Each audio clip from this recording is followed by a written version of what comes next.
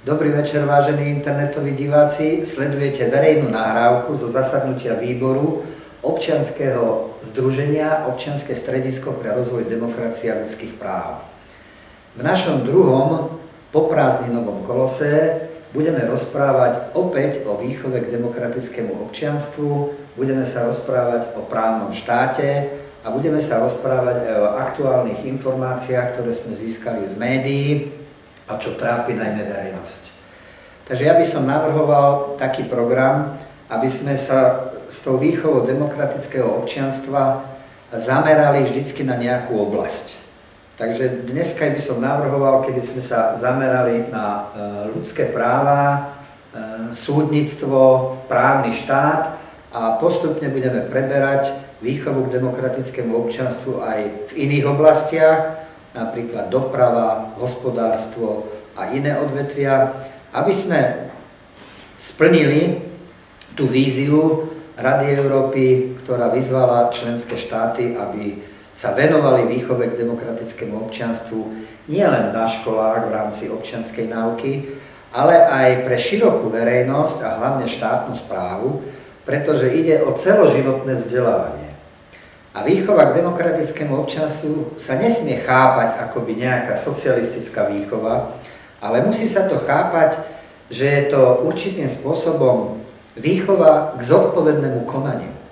To je, si myslím, veľmi dôležité, pretože zodpovednosť je priorita tejto spoločnosti a myslím si, že aj rozvoja právneho štátu. Aby spravodlivosti bolo zadozučinenie, musia byť zodpovední všetci okolo štátnej správy. Takže toľko k programu, ja by som sa chytil prvý slova a musím reagovať, nedá mi, musím reagovať zase v rámci výchovy k demokratickému občianstvu na jednu takú určitú skutočnosť. Výchova k demokratickému občianstvu, ako sme hovorili, je určitým spôsobom osvetová záležitosť. Je to o tom, aby sme sami vedeli pochopiť, čo je to demokracia, aby sme sami pochopili tu v duši a v srdci, že to nie sú len naše práva, ale aj povinnosti, aby sme sami pochopili, že musíme rešpektovať názor toho druhého, musíme sa vzájomne rešpektovať. A to len z toho dôvodu, že demokracia není absolútna sloboda, ako si niekto myslí. Pretože musíme brať do úvahy, že v demokracii je pluralita názorov, musíme akceptovať aj toho druhého a musíme hľadať prieniky, aby sme sa proste niekde stretli, aby sme spolu nažívali v miery, či sú to ateisti, či sú to kresťania alebo iné ľudské spoločnosti zoskupené v občianskych rôznych iniciatívach. Takže ja by som otvoril jeden taký drobný problém. Internetoví diváci poznajú, že máme neustále súdne spory. My sme obdržali teraz jednu súdnu zásielku, v ktorom sudkyňa prerušila konanie z dôvodov, že sa musí počkať na iné rozhodnutie súdu. Myslíme si, že to je práve to veľmi nezodpovedné rozhodnutie a viac menej sú to prieťahy v konaní než riešenie spravodlivosti, lebo o čo sa jedná? V jednom konaní žiadame, aby nám bola vrátená nehnuteľnosť, náš rodinný dom.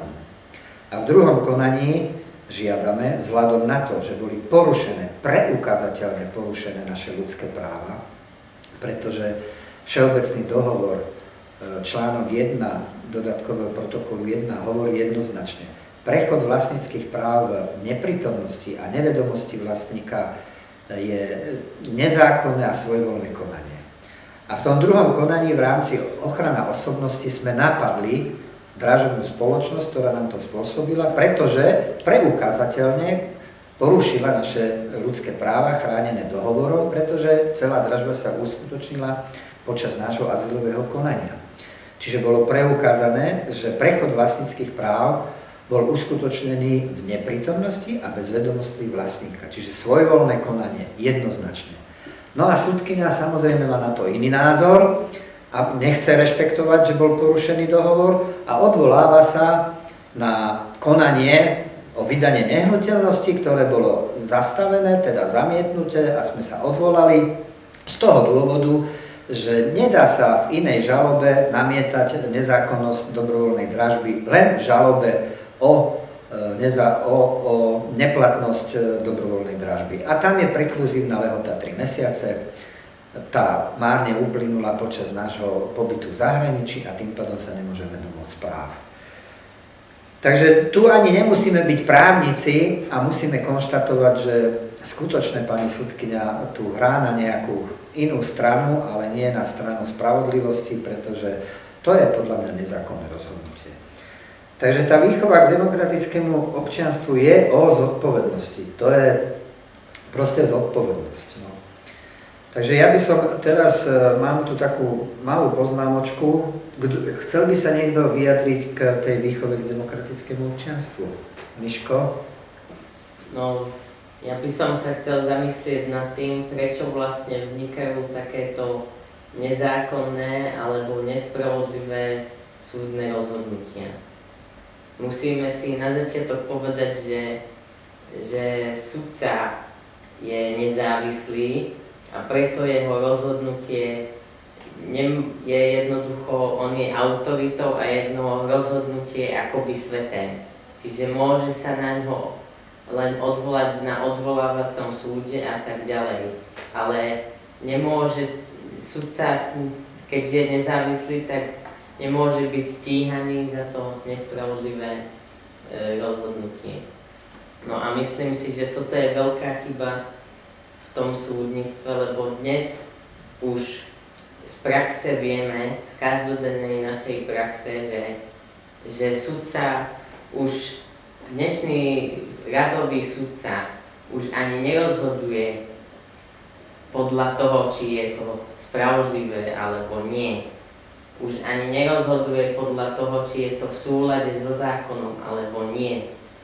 Ale rozhoduje len podľa toho, aké záujmové skupiny sú za tými jednotlivými spormi a čiže on, sudca, nerozhoduje podľa toho, či je to spravodlivé alebo nie, ale len podľa toho, či mu niekto zavolá, že daj tomuto za pravdu alebo daj tomuto nie za pravdu. A preto sa stávajú takéto situácie a takéto úplne nemysliteľné veci, že jednoducho sudca rozhodnú absolútne v rozpore so zákonom, ale nič sa nestane. Odvolávací súdca odvolá na jeho rozsudok, že je spravodlivý, ostatní všetci budú s ním súhlasiť a nič sa nestane.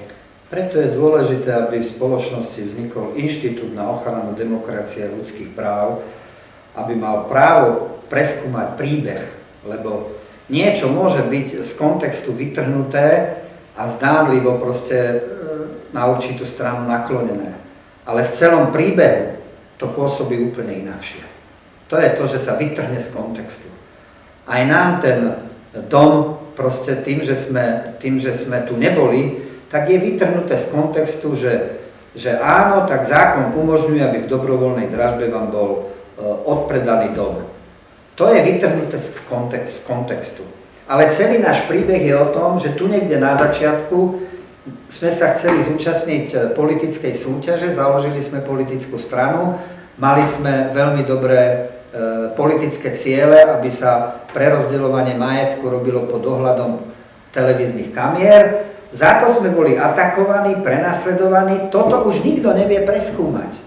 Ale to vytrhnutie z kontextu, že áno, v dobrovoľnej dražbe vám zobrali dom, čo chcete, veď ste dlhovali 500 000, áno, dlhovali sme 500 000, ale dom má hodnotu 15 miliónov. To je veľký rozdiel.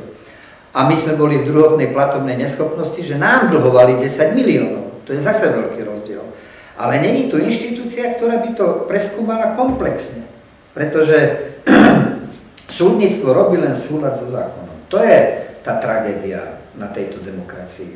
A preto sa treba rozprávať a vstupovať do svedomia aj tým sudcom, aj policajtom, aj prokurátorom a hlavne opäť televíznym pracovníkom, že pokiaľ sa nenaštartuje verejná diskusia o veciach verejných, tak nemôžeme tu o demokracii hovoriť, ani o spravodlivosti, pretože podľa mňa ten rozsudok je nespravodlivý a ja nemôžem, jak niekto mi povie, však máte právo dať odvolanie, však máte právo dať ďalšie odvolanie, však máte právo ísť na ústavný súd, však máte právo ísť do Štrasburgu, ale zatiaľ môj život je dávno preč. A keď je to taká chulostivá otázka, ako je obydlie a peniaze, tak ja nemôžem čakať ani mesiac, a nie ešte 5 rokov. A s tým sa tu ráta, že po tých 5 rokov vlastne tie nesprávne súdne rozhodnutia tu vytvárajú podhubie buď aby vznikol terorizmus, alebo aby vznikli vraždy, pretože do tých 5 rokov ten môj odporca ma môže dať zlikvidovať, mne sa môže niečo stať a spravodlivosti není zadozučinené. No, chcel by som to ešte dokončiť, lebo ani som nezačal.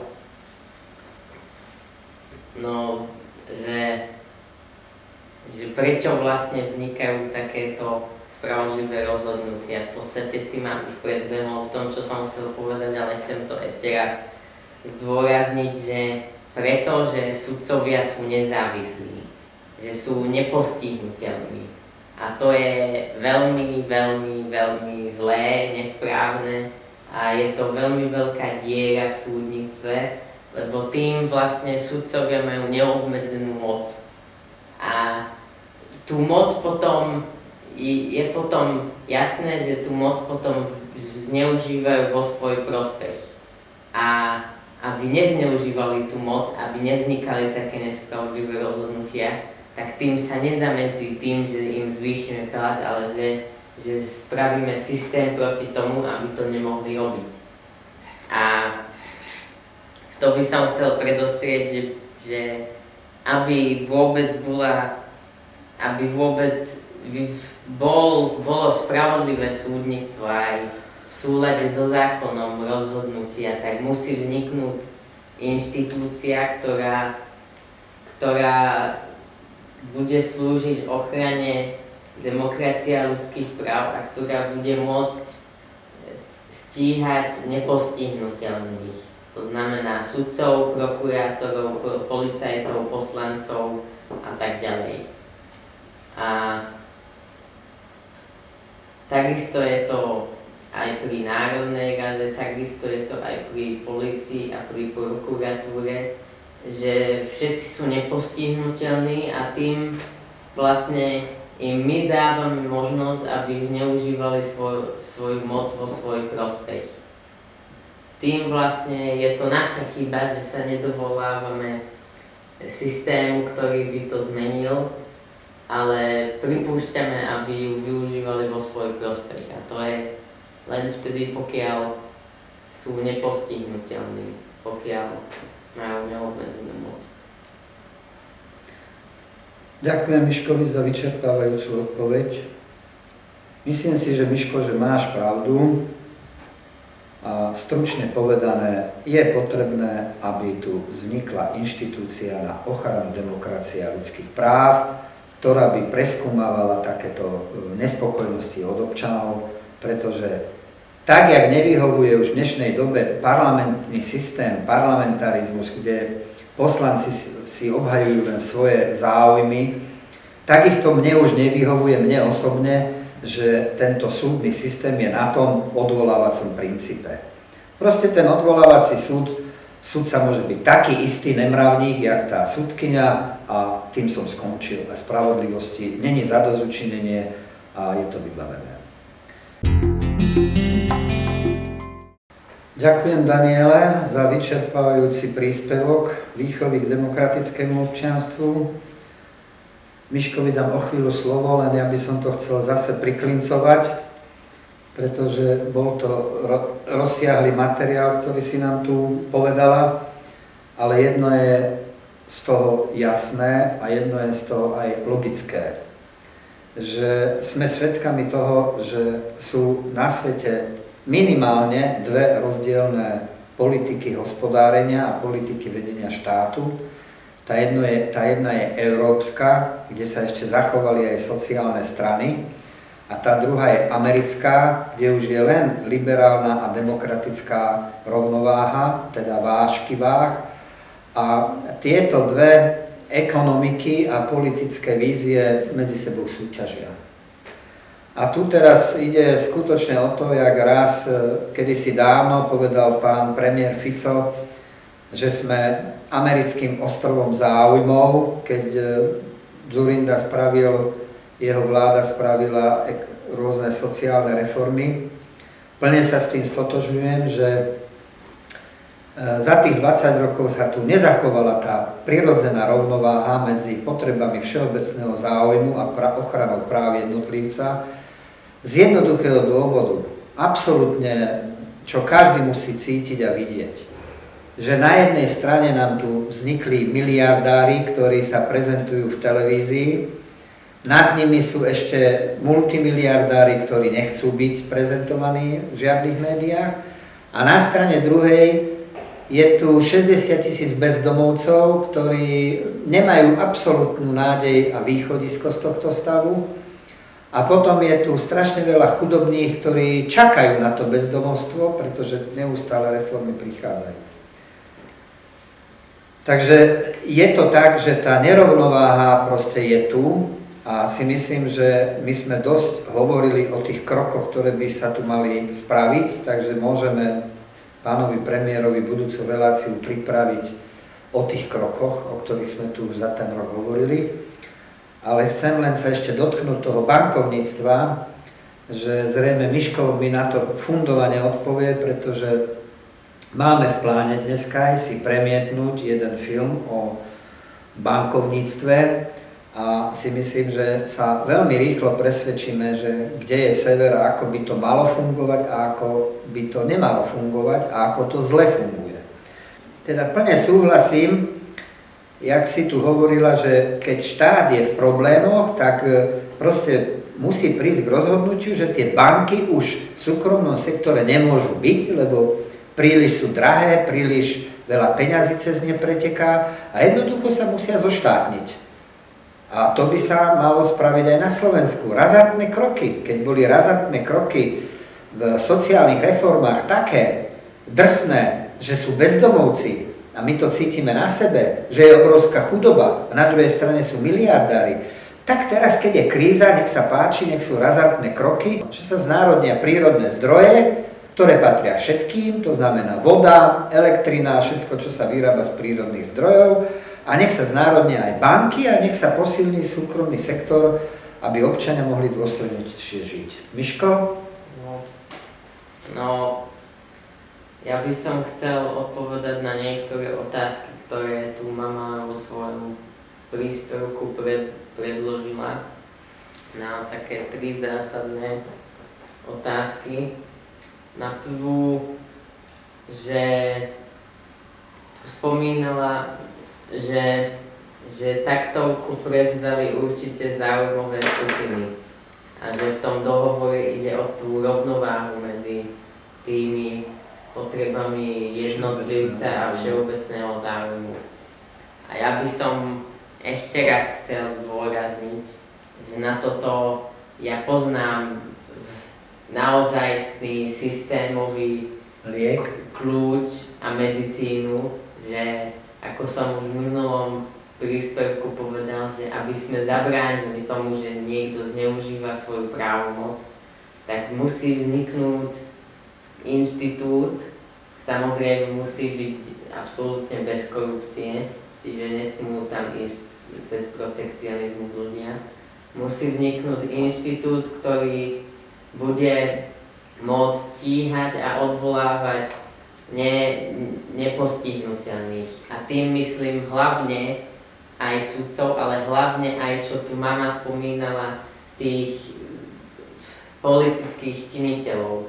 Napríklad, čo spomínala ten príklad s tou Amerikou. No keby v Amerike bol taký inštitút, tak by sa tí zodpovední stíhali a určite vlastne by sa nastolil ten poriadok, lebo oni zneužívajú tú moc podľa toho ľudového rečenia, že zlodej kradne len dovtedy, kým to dovolíme.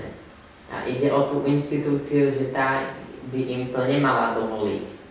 No po druhé by som chcel povedať, vzhľadom k tomu, k tomu, čo si povedala, že by sa mal spraviť štatistický prieskum, tak ja si myslím, že vôbec nie je potrebné spraviť štatistický prieskum, lebo už úplne jasne nám vychádza z toho, že tu nie sú naplnené potreby všeobecného záujmu, akože pod tým myslím verejného záujmu a to akože rovnicou prechádza na záujmy ľudu, tu vôbec nie sú naplnené, už len z toho hľadiska, že tu nefunguje referendum. Už len z toho hľadiska tu nie sú naplnené záujmy všeobecný záujem. A ten sa dá naplniť jedine cez referendum. Čiže myslím si, že jednoducho to sú tie dve hlavné mantinely, na čom by sa malo stavať to, čo by malo tvoriť ten systém proti tomu, aby vznikala táto korupcia a klientelizmus a to, aby dochádzalo k poškodeniu rovnováhy tých záujmových skupín a práv jednotlivca všeobecného záujmu, že by malo vzniknúť ten úrad pre ochranu demokracie a ľudských práv, ktorý by sa opieral aj o zákon, že by tam bola presnejšie definovaná vlastizrada a tak ďalej. A potom hlavne referendum. Čiže myslím si, že toto sú hlavné body, čím by sa malo vlastne zabrániť tomu, aby tú taktovku prevzali neželané záujmové skupiny. A to sa dá len cez tieto dva mantinely. Ja aspoň si to tak myslím. Ďakujem Miškovi za jeho názor. Ja si myslím, že teraz môžem to priklincovať tiež. Už používam to slovo priklincovať, to znamená, že skrátiť, zjednodušiť a pritvrdiť, že chcel si povedať vlastne to, že tá rovnováha medzi všeobecnými záujmami, medzi potrebami všeobecných záujmov a právami jednotlivca, keď je narušená, tak vlastne tu dochádza k antidemokratickým prvkom. A tým, že tu nemáme ani to ľudové referendum, tak vlastne nemôžeme ani nejakými účinnými inými prostriedkami ovplyvňovať tú víziu, tú budúcnosť, tú cestu tohoto štátu. Myslím si, že je vhodný čas, keby si nám Miško pustil teraz film, ako sa volá? Zeitgeist, a je to tretia časť a tá poníma, lebo prvá časť bola o kresťanstve, druhá časť bola 11. september a tretia časť je o bankovom sektore. Ale ešte možno by sme mohli krátučko zhodnotiť, lebo na minulej relácie sme ten 11. september si síce premietli, ale veľmi krátko sme si o ňom povedali, takže až by chcel niekto k tomu 11. septembru ešte niečo dopovedať, tak môže teraz. Ja by som navodil tú atmosféru asi tak, že pozreli sme si ten film a z neho sme jednoznačne pochopili, že tie dvojičky nepadli proste pod nárazom týchto lietadiel, ale že bol tam nejaký iný mechanizmus spustený a záleží teraz na Američanoch, či dovolia vyšetrovacej komisii zistiť, aký mechanizmus a prečo vlastne to vzniklo. No, jak tu Miško povedal, tak si myslím, že áno, je tu podozrenie, že mohlo to byť s iným cieľom proste a je zaujímavé, že hneď za tým proste prišiel dôvod na inváziu do Iraku, zvýšenie vojenského potenciálu v Afganistane a niekto má z toho tiež nejaké zisky. Takže chce niekto reagovať na ten 11. september? Ak nie, no Miško? Myslel som, že sa ešte niekto prihlási, keďže minule som hovoril len ja, ale chcel by som naozaj len to predostrieť, že 11. september je skvelým príkladom, čiže keď vzhľadom na to, že ho poznáme všetci, naozaj veľmi veľa ľudí pozná veľmi dobre, asi ho zapamätala tento incident, že je to najlepším príkladom na to, ako sa zneužíva verejná mienka občanov, ako sa ovplyvňuje verejná mienka občanov cez rôzne incidenty, aby podporili agentu rôznych záujmových skupín, rôznych prenikli do verejného záujmu, to, čo som ja hovorila. Ktoré by vlastne pod súhlasom občanov obmedzili ich práva. Lebo to je najjasnejší príklad tento 11. september, že týmto vlastne zastrašili občanov a občania z USA pod strachom, že sú ohrození, tak sa vzdali a neprotestovali proti tomu, že boli im odobraté základné občianske a ľudské práva. Mali by sme si to naozaj... V čom? Naozaj konkretizovať, že Američania nadávali, aké to bolo hrozné za socializmu. Ale v čom bolo odobraté ľudské práva? A pri tom, čo sme videli v tom vlasteneckom zákone, tak to je 1000-krát horšie, aká je tu tyrania, aké je odobranie ľudských práv. No v čom? Tak napríklad v tom, že ten vlastenecký zákon doslova pripúšťa len pod podozrením, že môžeš byť terorista. A len spomeniem, že tá definícia teroristu je taká nepresná, že do nej spadá aj sám bývalý prezident, tak pod podozrením, že si terorista, ťa môžu zatknúť, držať celé, bez práva na advokáta a legálne mučiť. Čiže to už sa naozaj podobá ako na inkvizíciu, ktorá pred 600 rokmi upalovala čarodejnice, mučila ich a vlastne každý sa prizná pod mučením. Aj ten najväčší agent, jednoducho, nikto nevydrží mučenia a prizná sa. To bolo ako s kauzou s templármi, keď ich zatkli, tak všetkých mučili a oni sa priznali, že museli zaprieť Krista. No tak to je jasné, lebo pod mučením sa prizná každý. Čiže to je absolútne totalitné a diktatúrne praktiky a myslím si, že to je jasný dôkaz v tom, že ten kapitalizmus je o 1000-krát horší, ako boli a jeho svinské praktiky sú o 1000-krát horšie, ako boli praktiky cez komunizmus. Čiže a tento vlastenecký zákon je naozaj veľmi vážnym útokom na občianske práva, občianske a ľudské práva. A najhoršie je na tom to, že ľudia sa nesťažujú. Možno vyjde nejaký film Zeitgeist, ale... Možno sa aj sťažujú, len sa to nedozvieme. Ale stále sú demonštrácie. Ale systém represie funguje a nedovolí, aby sa sťažovali. Ale väčšina občanov si to neuvedomuje asi tak, že väčšina občanov si to ani neuvedomuje, že k takémuto niečomu došlo. A ten 11. september je naozaj presným príkladom, ako keď Hitler podpálil Reichstag a zvalil to na komunistov a potom pod tou zámienkou zrušil nemeckú ústavu, tak takisto je aj 11. september. Dobre, ďakujem za príspevok. Vzhľadom na čas si teraz pustíme ďalší film a potom v filme môžeme si zase spustiť debatu.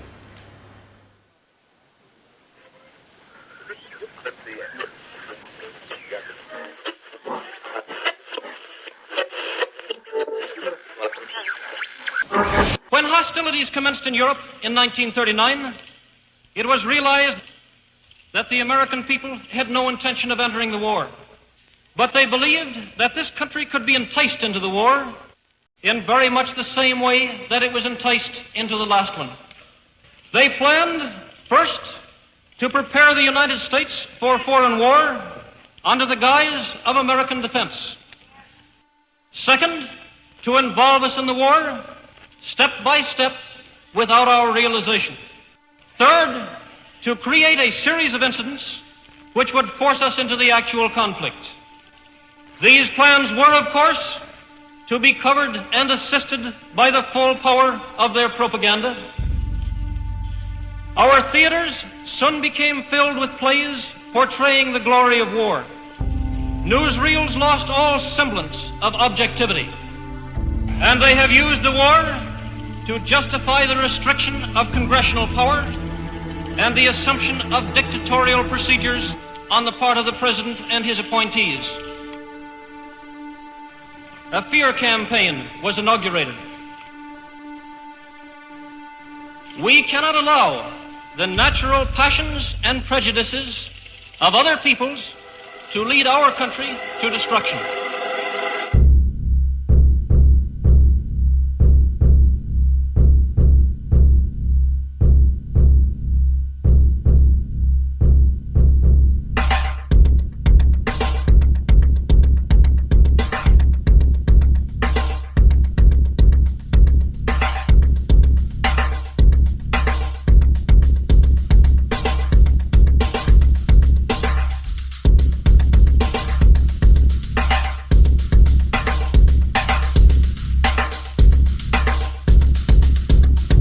(1775), the American Revolutionary War began as the American colonies sought to detach from England and its oppressive monarchy.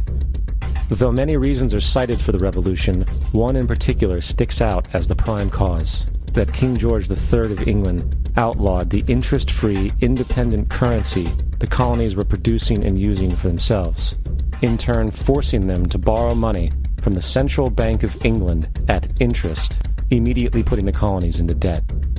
And, as Benjamin Franklin later wrote, the refusal of King George III to allow the colonies to operate an honest money system which freed the ordinary man from the clutches of the money manipulators was probably the prime cause of the revolution. In 1783, America won its independence from England. However, its battle against the central bank concept and the corrupt, greed-filled men associated with it had just begun. So what is a central bank? A central bank is an institution that produces the currency of an entire nation. Based on historical precedent, two specific powers are inherent in central banking practice: the control of interest rates and the control of the money supply, or inflation. The central bank does not simply supply a government's economy with money, it loans it to them at interest. Then, through the use of increasing and decreasing the supply of money, the central bank regulates the value of the currency being issued. It is critical to understand that the entire structure of this system can only produce one thing in the long run: debt. It doesn't take a lot of ingenuity to figure this scam out. For every single dollar produced by the central bank is loaned at interest. That means every single dollar produced is actually the dollar plus a certain percent of debt based on that dollar. And since the central bank has the monopoly over the production of the currency for the entire country, and they loan each dollar out with immediate debt attached to it, where does the money to pay for the debt come from? It can only come from the central bank again, which means the central bank has to perpetually increase its money supply to temporarily cover the outstanding debt created, which in turn, since that new money is loaned out at interest as well, creates even more debt.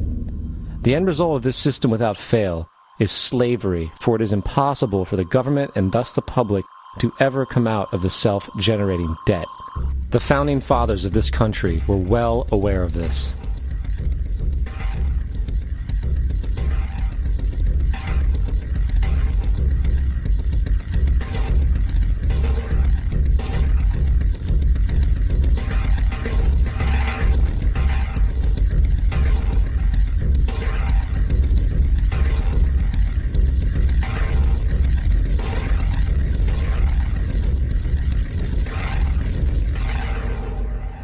By the early 20th century, the U.S. had already implemented and removed a few central banking systems, which were swindled into place by ruthless banking interests. At this time, the dominant families in the banking and business world were the Rockefellers, the Morgans, the Warburgs, the Rothschilds. And in the early 1900s, they sought to push once again legislation to create another central bank. However, they knew the government and public were very weary of such an institution, so they needed to create an incident to affect public opinion. So, J.P. Morgan, publicly considered a financial luminary at the time, exploited his mass influence by publishing rumors that a prominent bank in New York was insolvent or bankrupt. Morgan knew this would cause mass hysteria, which would affect other banks as well. And it did. The public, in fear of losing their deposits, immediately began mass withdrawals. Consequently, the banks were forced to call in their loans, causing the recipients to sell their property, and thus a spiral of bankruptcies, repossessions, and turmoil emerged. Putting the pieces together a few years later, Frederick Allen of Life magazine wrote, "The Morgan interests took advantage to precipitate the panic, guiding it shrewdly as it progressed." Unaware of the fraud, the Panic of 1907 led to a congressional investigation headed by Senator Nelson Aldrich, who had intimate ties to the banking cartels and later became part of the Rockefeller family through marriage. The commission, led by Aldrich, recommended a central bank should be implemented so a panic like 1907 could never happen again. This was the spark the international bankers needed to initiate their plan. In 1910, a secret meeting was held at a J.P. Morgan estate on Jekyll Island off the coast of Georgia. It was there that the central banking bill called the Federal Reserve Act was written. This legislation was written by bankers, not lawmakers. This meeting was so secretive, so concealed from government and public knowledge that the 10 or so figures who attended disguised their names when en route to the island. After this bill was constructed, it was then handed over to their political frontman, Senator Nelson Aldrich, to push through Congress. And in 1913, with heavy political sponsorship by the bankers, Woodrow Wilson became president, having already agreed to sign the Federal Reserve Act in exchange for campaign support. And 2 days before Christmas, when most of Congress was at home with their families, the Federal Reserve Act was voted in, and Wilson in turn made it law. Later, Woodrow Wilson wrote, in regret,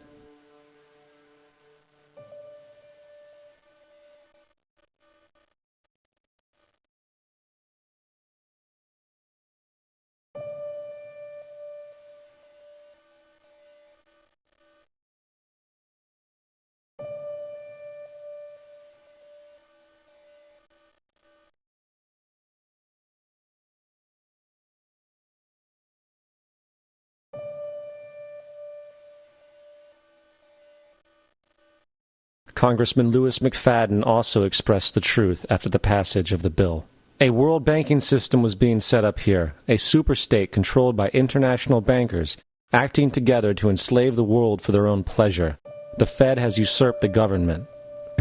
Now, the public was told that the Federal Reserve System was an economic stabilizer, and inflation and economic crises were a thing of the past. Well, as history has shown, nothing is further from the truth. The fact is, the international bankers now had a streamlined machine to expand their personal ambitions. It's alive! It's alive! It's alive! For example, from 1914 to 1919, the Fed increased the money supply by nearly 100%, resulting in extensive loans to small banks and the public. Then, in 1920, the Fed called in mass percentages of the outstanding money supply, thus resulting in the supporting banks having to call in huge numbers of loans, and, just like 1907, bank runs, bankruptcy, and collapse occurred. Over 5,400 competitive banks outside of the Federal Reserve System collapsed, further consolidating the monopoly of a small group of international bankers. Privy to this crime, Congressman Lindbergh stepped up and said in 1921, "Under the Federal Reserve Act, panics are scientifically created. The present panic is the first scientifically created one, worked out as we figure a mathematical equation." However, the Panic of 1920 was just a warm-up. From 1921 to 1929, the Fed again increased the money supply, resulting once again in extensive loans to the public and banks. There was also a fairly new type of loan called a margin loan in the stock market. Very simply, the margin loan allowed an investor to put down only 10% of a stock's price, with the other 90% being loaned through the broker. In other words, a person could own $1,000 worth of stock with only $100 down. This method was very popular in the roaring 1920s, as everyone seemed to be making money in the market. However, there was a catch to this loan. It could be called in at any time and had to be paid within 24 hours. This is termed a margin call, and the typical result of a margin call is the selling of the stock purchased with the loan. So, a few months before October in 1929, J.D. Rockefeller, Bernard Baruch, and other insiders quietly exited the market. And on October 24th, 1929, the New York financiers who furnished the margin loans started calling them in masse. This sparked an instantaneous, massive sell-off in the market, for everyone had to cover the margin loans. It then triggered mass bank runs for the same reason, in turn collapsing over 16,000 banks, enabling the conspiring international bankers to not only buy up rival banks at a discount, but to also buy up whole corporations at pennies on the dollar. It was the greatest robbery in American history. But that didn't stop there. Rather than expanding the money supply in order to recover from this economic collapse, the Fed actually contracted it, fueling one of the largest depressions in history.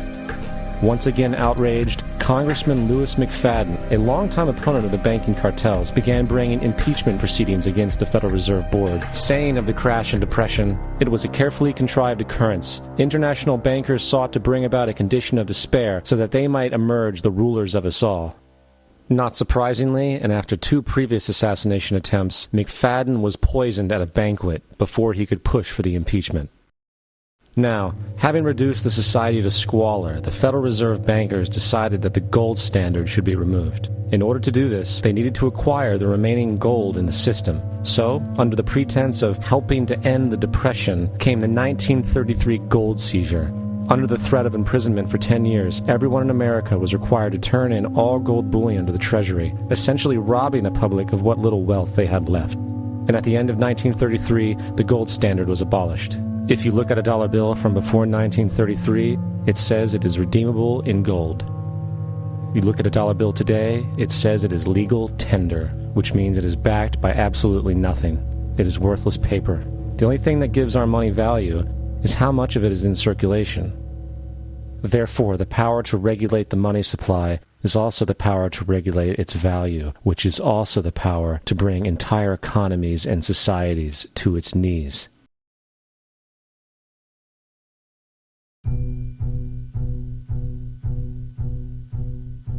It's important to clearly understand, the Federal Reserve is a private corporation. It is about as Federal Express. It makes its own policies and is under virtually no regulation by the U.S. government. It is a private bank that loans all the currency at interest to the government, completely consistent with the fraudulent central banking model that the country sought to escape from when it declared independence in the American Revolutionary War.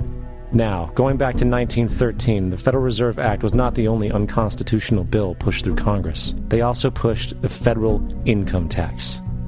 It's worthwhile to point out that the American public's ignorance towards the federal income tax is a testament to how dumbed down and oblivious the American population really is.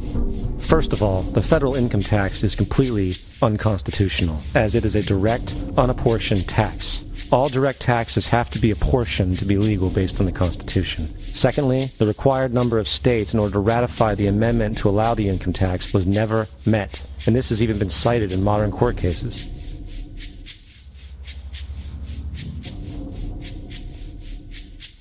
Third, at the present day, roughly 25% of the average worker's income is taken via this tax.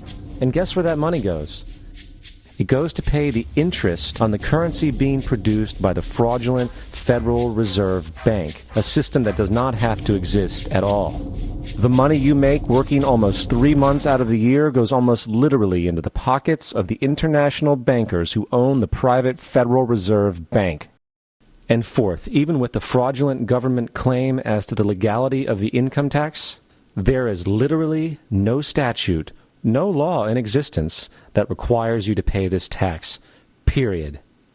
I really expected that, of course there's a law that you can point to in the law book, the code, that requires you to file a tax return. Of course there is. I was at that point where I couldn't find the statute that clearly made a person liable. at least not me and most people I know. And I had no choice in my mind except to resign. Based on the research that I did throughout the year 2000 and that I'm still doing, I have not found that law. I've asked Congress, we've asked a lot of people in the IRS commissioners, helpers. They can't answer, because if they answer, the American people are going to know that this whole thing is a fraud. I haven't filed an federal income tax return since I left. I have not filed a tax return since 1999. The income tax is nothing less than the enslavement of the entire country. Now, the control of the economy and the perpetual robbery of wealth is only one side of the Rubik's Cube the bankers hold in their hands. The next tool for profit and control is war. Since the inception of the Federal Reserve in 1913, a number of large and small wars have commenced. The three most pronounced were World War I, World War II, and Vietnam. World War I. In 1914, European wars broke out centered around England and Germany. The American public wanted nothing to do with the war. In turn, President Woodrow Wilson publicly declared neutrality. However, under the surface, the U.S. administration was looking for any excuse it could find to enter it. In a noted observation by Secretary of State William Jennings, the large banking interests were deeply interested in the World War because of the wide opportunities for large profits. It's important to understand that the most lucrative thing that can happen for the international bankers is war, for it forces the country to borrow even more money from the Federal Reserve Bank at interest. Woodrow Wilson's top advisor and mentor was Colonel Edward House, a man with intimate connections with the international bankers who wanted in the war. In a documented conversation between Colonel House, Wilson's advisor, and Sir Edward Grey, the Foreign Secretary of England, regarding how to get America into the war, Grey inquired, "What will Americans do if Germans sink an ocean liner with American passengers on board?" House responded, "I believe that a flame of indignation would sweep the United States, and that by itself would be sufficient to carry us into war." So, on May 7, 1915, on essentially the suggestion of Sir Edward Grey, a ship called the Lusitania was deliberately sent into German-controlled waters, where German military vessels were known to be. And, as expected, German U-boats torpedoed the ship, exploding stored ammunition, killing 1,200 people. To further understand the deliberate nature of this setup, the German embassy actually put advertisements in the New York Times telling people that if they boarded the Lusitania, they did so at their own risk, as such a ship sailing from America to England through the war zone would be liable to destruction. In turn, and as anticipated, the sinking of the Lusitania caused a wave of anger among the American population, and America entered the war a short time after. The First World War caused 323,000 American deaths. J.D. Rockefeller made $200 million off of it. Not to mention the war cost about $30 billion for America, most of which was borrowed from the Federal Reserve Bank at interest, furthering the profits of the international bankers. World War II. On December 7, 1941, Japan attacked the American fleet at Pearl Harbor, triggering our entry into that war.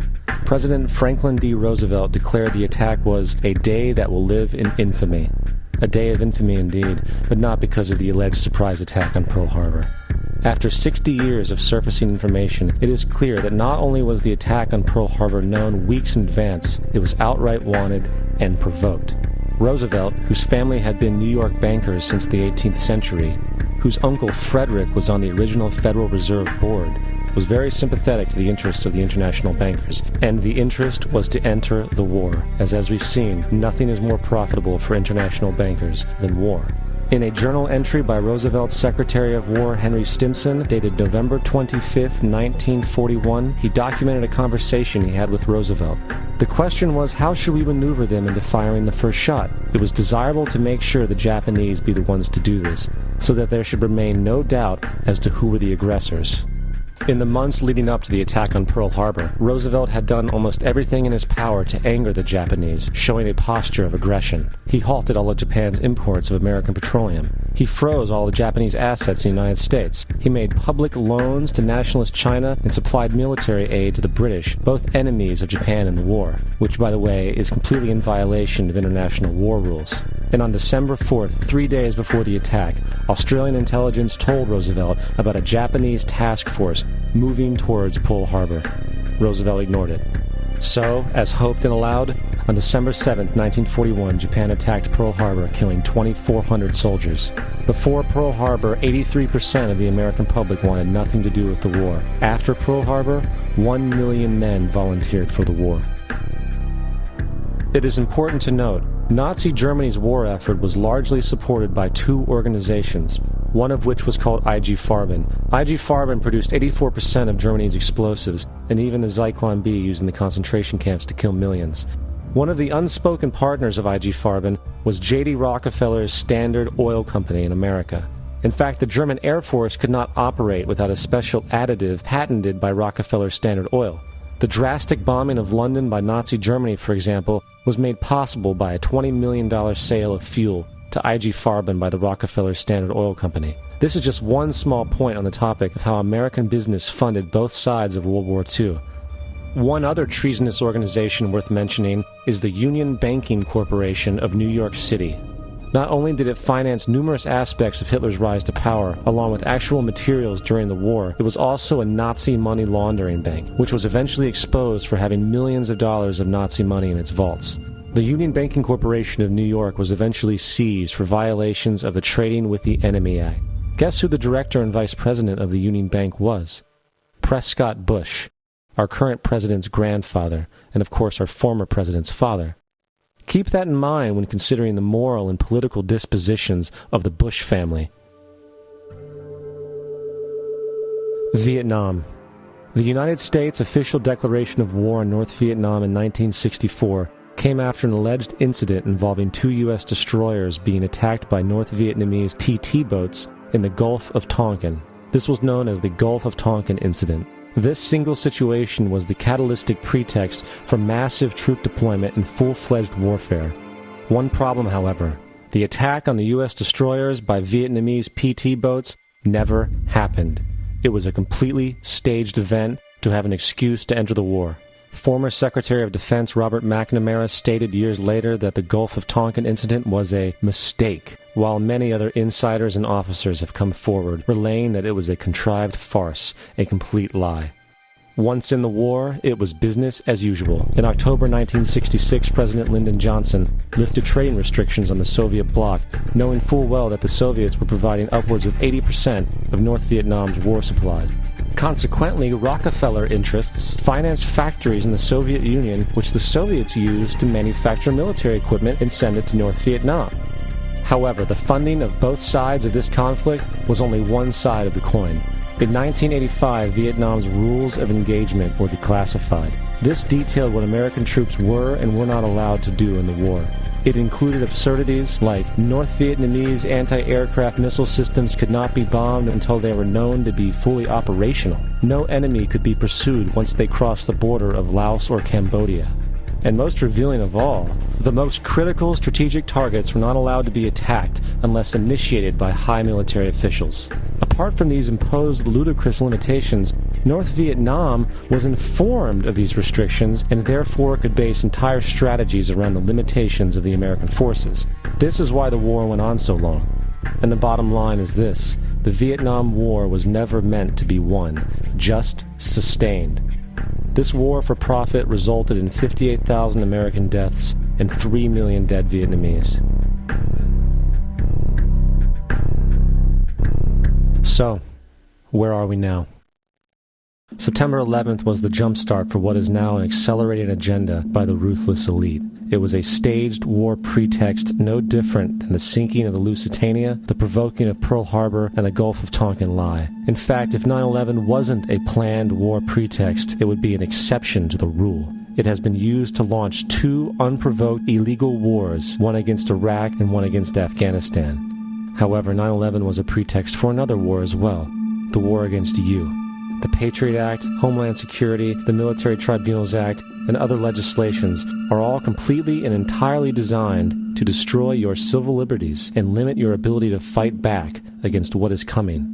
Currently in the United States, unannounced to most brainwashed Americans, your home can be searched without a warrant, without you being home. You can in turn be arrested with no charges revealed to you, detained indefinitely with no access to a lawyer, and legally tortured, all under the suspicion that you might be a terrorist. If you need a painted picture of what is happening in this country, let's recognize how history repeats itself. In February 1933, Hitler staged a false flag attack, burning down his own German parliament building, the Reichstag, and blamed it on communist terrorists. Within the next few weeks, he passed the Enabling Act, which completely eradicated the German Constitution, destroying people's liberties. He then led a series of preemptive wars, all justified to the German people as necessary to maintaining homeland security.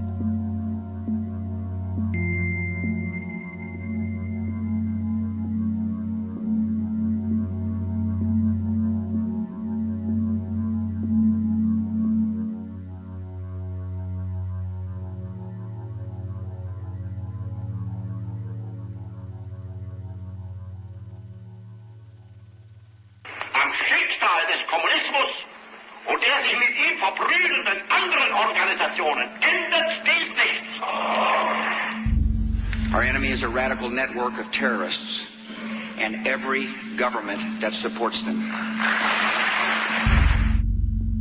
It's time to wake up.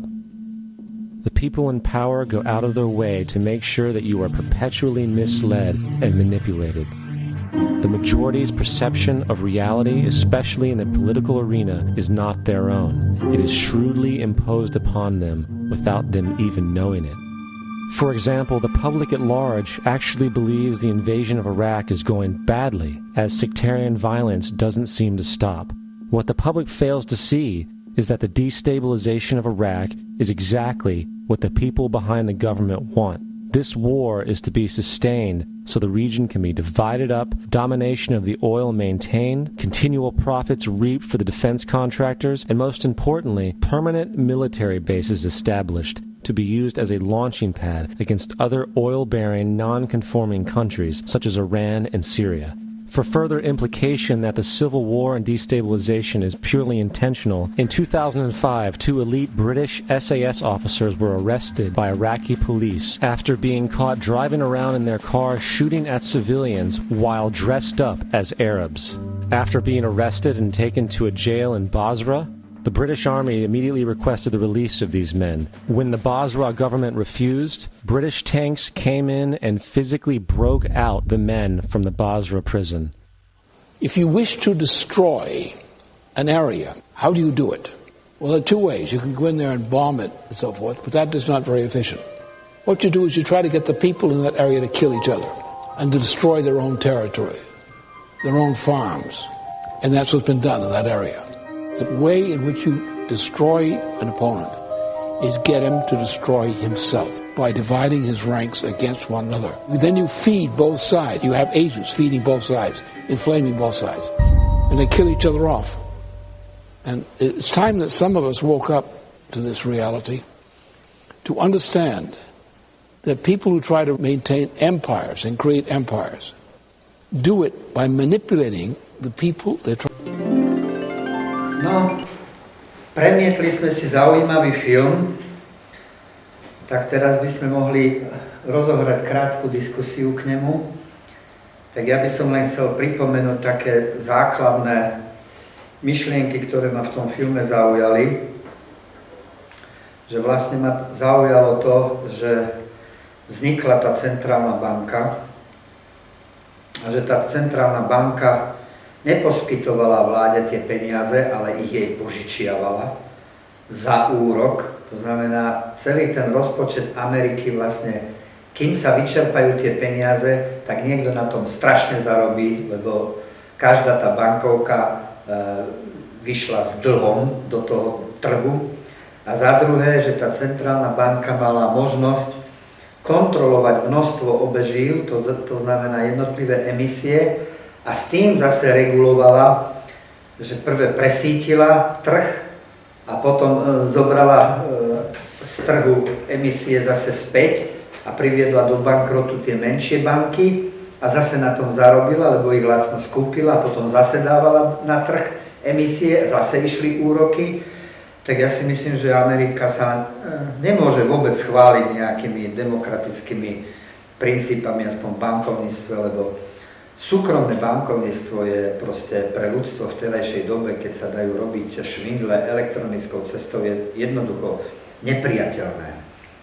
Takže môj taký názor z tohto filmu je ten, že skutočne, keď zoberiem ešte, že tu platí ten korupčný systém, že je tu systémová korupcia, že je tu regulácia pomocou emisí, regulácia pomocou úrokových sadzieb, tak je tu taký ten trh neprehľadný, že skutočne z neho profitujú len tí, ktorí sú zasvetení do týchto regulačných metód a ktoré sú absolútne není demokratické, pretože jednak ich neodsúhlasil ani ľud a ani neprešli nejakým ľudovým referendum, ani nesplňajú tie potreby medzi tie rovnováhy medzi potrebami všeobecného záujmu a ochranou práv jednotlivca.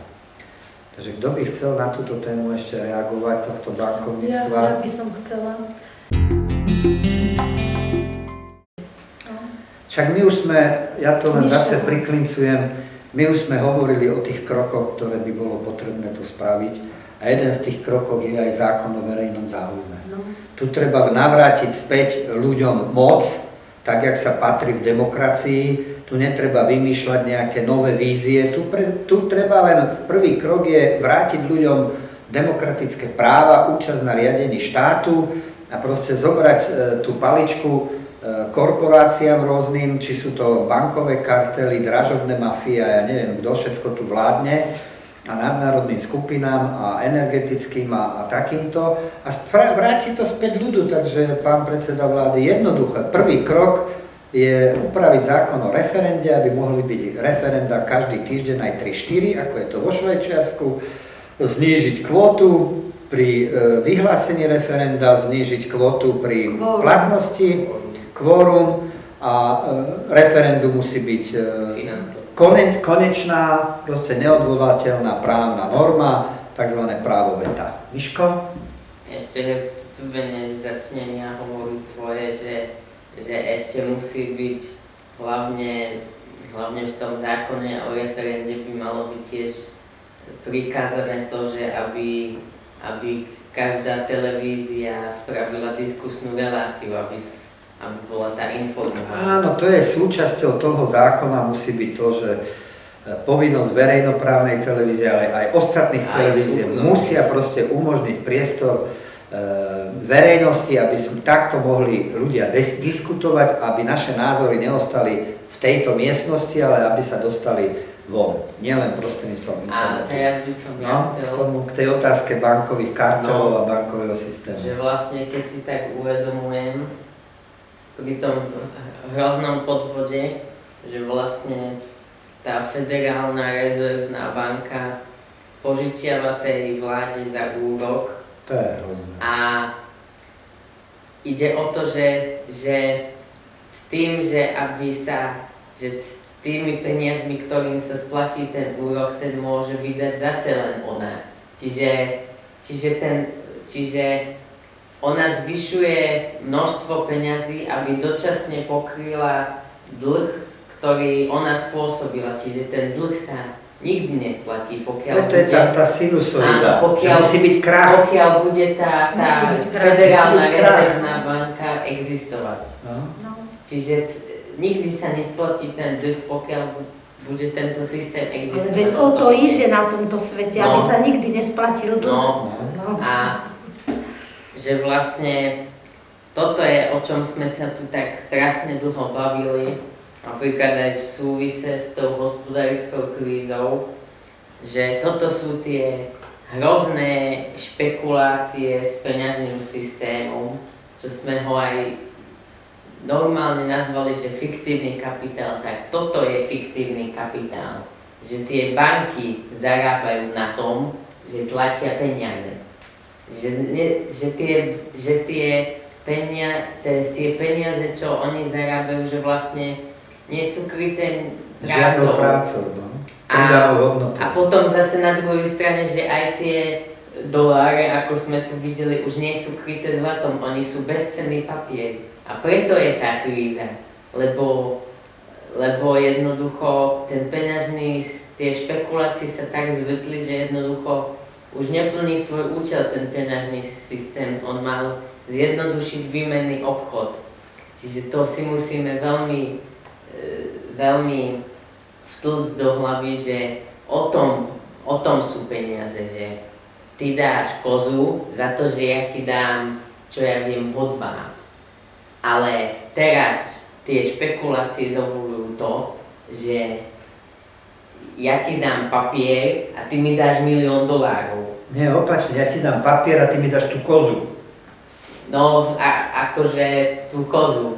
A to je vlastne o tom, že tá banka im dá papier, ktorý nemá absolútne žiadnu hodnotu a oni im za to dávajú nesmierne bohatstvo. Čiže to je taký hrozný podvod, že jednoducho tá Amerika, je to veľmi smutné, ale tá Amerika je v takom hroznom otroctve a ten kapitalizmus ten americký národ je otroctvo. Také hrozné otroctvo, že jednoducho tuto pomôže len a len referendum, len a len demokracia. A k tomu druhému, čo by som chcel povedať, čo tu mama aj spomínala, ohľadom tej kolektivizácie, to sme tu aj nevedeli nájsť to slovíčko. Ja som to nie je správne kolektivizácia. To je.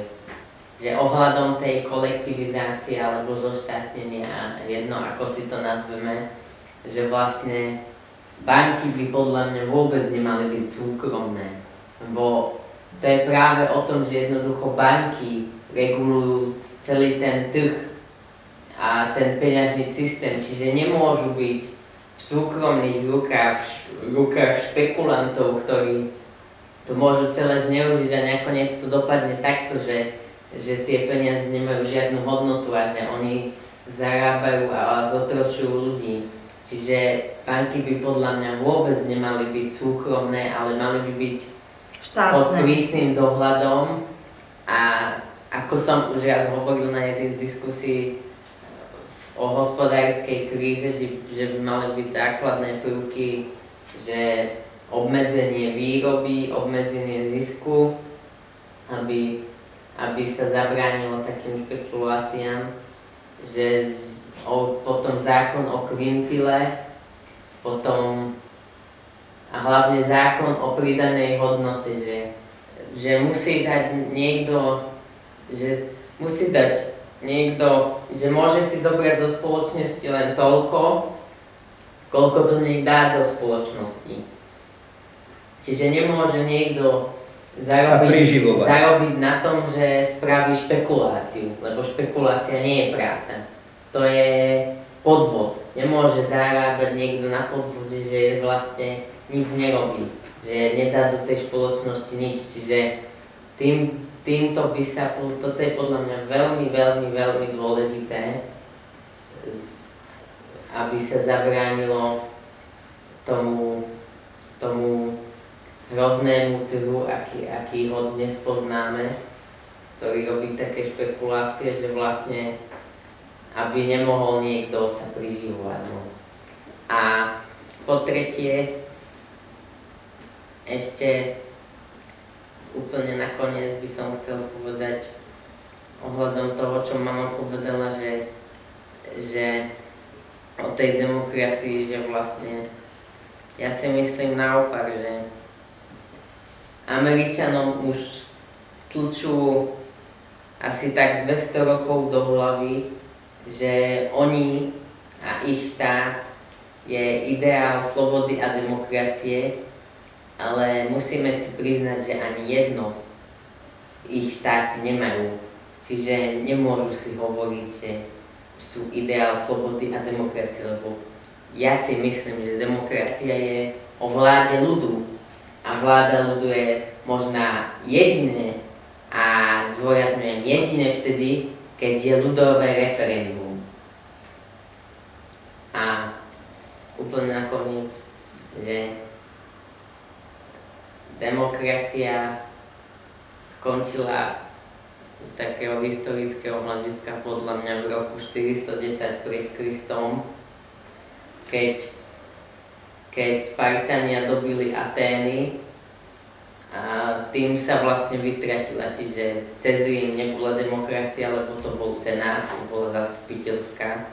A jedine v Atén tých 50-60 rokov, čo fungovala tá demokracia v Aténach, keď boli ľudové zhromaždenia, ja si to veľmi dobre poznám, túto epochu, že vtedy mal každý občianske práva a každý mohol predkladať zákony a všetci rozhodovali na ľudových zhromaždeniach. Dnes to môžeme cez to referendum v modernej dobe to môžeme tak chápať. Čiže demokracia skončila vtedy. A odtedy sa len hovorí o demokracii, ale nie. Ďakujem Miškovi, čas nám vypršal.